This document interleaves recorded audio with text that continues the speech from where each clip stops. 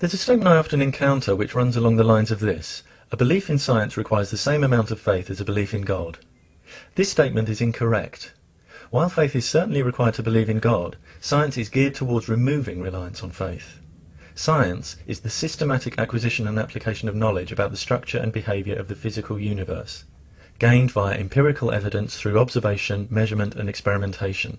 The definition of science is bound up with gathering observable, measurable evidence. It does not enlist faith.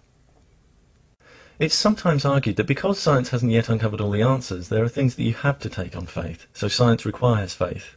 This is making an error in reasoning. Science describes what happens. Any predictions it makes based on what's observed to happen are then supported, not supported, or contradicted by further experimentation and/or observation. Science doesn't require you to take anything on faith. In the absence of valid, reliable evidence, the default position is we don't yet know. Some people act astounded when scientists say they don't know all the answers. But why? No reputable scientist has ever claimed to know all the answers.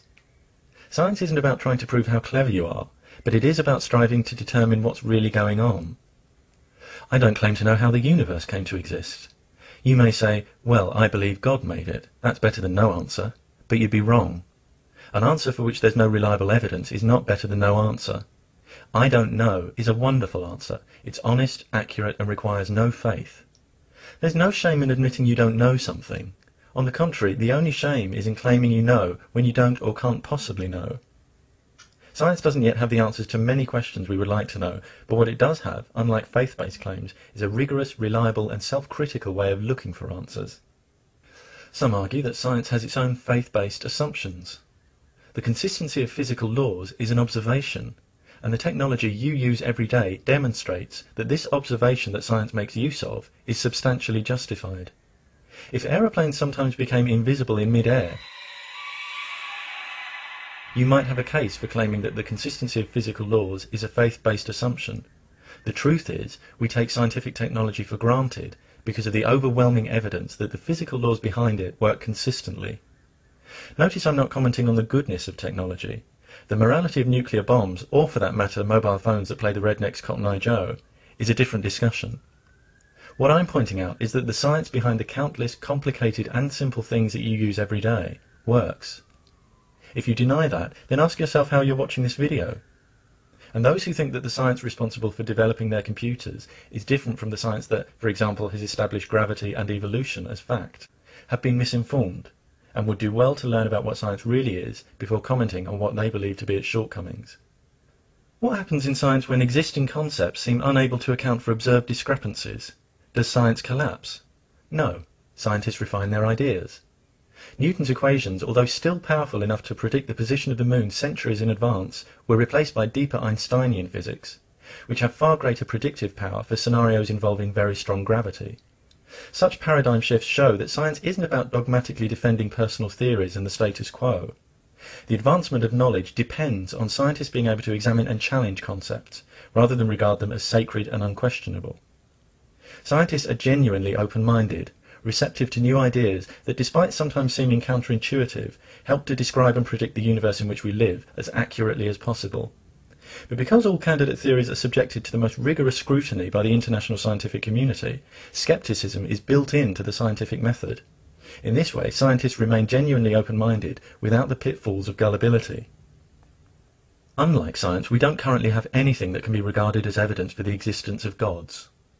Someone's feeling of personal certainty that a given God exists cannot be regarded as evidence that it exists, just as the feeling of certainty among ancient Greeks that a god called Helios drove a sun chariot across the sky cannot be regarded as evidence that this took place. Books such as the Bible cannot be regarded as presenting evidence of prophecies, miracles, or being the word of God, because none of these claims can be validated by independent scientific investigation. By contrast, claims made in books on biology, astronomy, physics and evolution can be and have been examined and validated scientifically. The Bible remains true only for those who have faith in its truth. And faith is fine, it just carries no scientific weight or persuasive value for people who don't share that faith. To many of those who believe in a God and the divine nature of Jesus, their faith has superior status precisely because it's not evidence-based.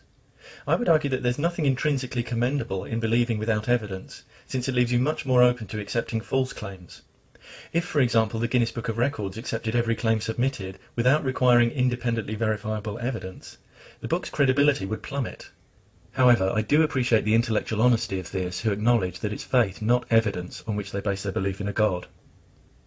But certain theists, not content with looking after their own beliefs, seek to establish them as part of the only plausible and morally acceptable worldview. And realizing that faith is a rather weak position from which to try to do this, they attempt to downgrade science to something requiring just as much faith as theism.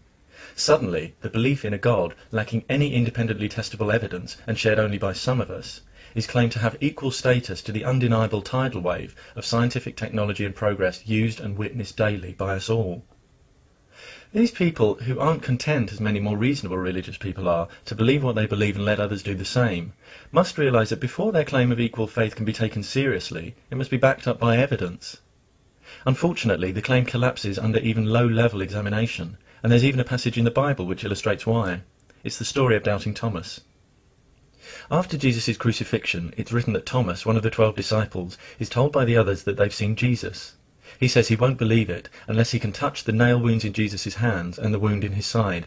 Notice that not even seeing Jesus is enough for him. He's a real skeptic. He needs to touch the wounds. 8 days later, the disciples are together again, and this time Thomas is with them as Jesus appears. It's written that Jesus then lets Thomas touch his wounds, and Thomas exclaims, "My Lord and my God." Then Jesus tells him, "You believe because you have seen me. Blessed are those who believe without seeing me." This story highlights the significance of the difference between accepting Jesus' divinity because of evidence and accepting it with none, indicating that less faith is needed when you have what science requires. Jesus praises those who accept without evidence, but it's interesting that the Bible has Thomas rejecting even his fellow disciples' testimony of Jesus' divine resurrection. Ultimately, in this story, he needs first-hand evidence. Why evidence of the kind purportedly required and granted to doubting Thomas isn't currently available for modern atheists remains unexplained. Even if it wasn't self-evidently untrue that science and theism require equal faith, one certainly can't make that claim and simultaneously claim faith as a badge of virtue that makes theists superior to the sceptical scientist. It's either one or the other. You either claim equal faith or claim faith makes you superior. You can't have both. You can't have your faith cake and eat it. As I've explained, I don't think either claim can be justified. I have no problem with other people having beliefs that aren't based on evidence. Some of my friends and family have beliefs in God, homeopathy, aura reading and astrology, none of which I share, and this doesn't stop us loving each other. But when someone's evidence-free belief boils into the demand that everyone else must accept that belief as the only one that's plausible or morally defensible, big problems arise. Imposing an evidence-free belief, such as a belief in God, upon an individual or group via education, law, government or any other institution is dismissive, unreasonable and uncivilized. Faith-based beliefs have no place in these institutions, and the people who hold such beliefs are, in my view, entitled to pursue them only in their own time and with their own resources. Misrepresenting science doesn't increase the status of their beliefs. It just creates the impression that they're unwilling or unable to engage in fair and honest discussion. If I believed there was a God, that would be enough for me. I wouldn't get tangled up with making insupportable claims to try and prove it logically to non-believers. If believing in a God isn't enough for you, if other people's non-belief leaves you feeling angry, and you don't believe they have the right to live their lives as citizens worthy of equal respect, especially in education and law, I'd encourage you carefully to consider why you feel that way.